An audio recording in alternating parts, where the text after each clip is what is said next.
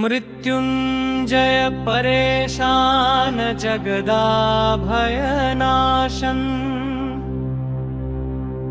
तव ध्यानेन देवेश मृत्यु प्राप्नोति जीवति। वन्दे ईशान देवाय नमस्तस्मै पिनाकिने आदिमध्यान्तरूपाय मृत्युनाशं करोतु मे।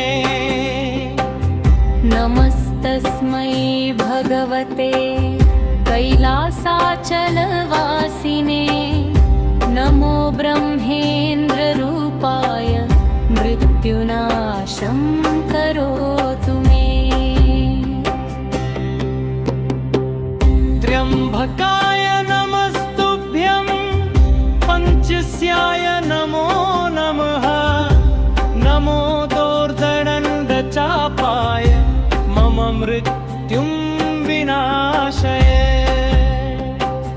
नमोर्धेन्दुस्वरूपाय नमो दिग्वसनाय च नमो भक्तार्तिहन्त्रे मम मृत्युं विनाशय।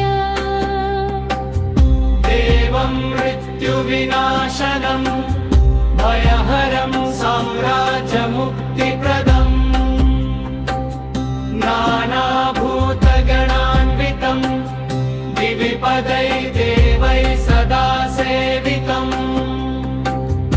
अज्ञानन्धकनाशनं शुभकरं विद्यासु सौख्यप्रदम्।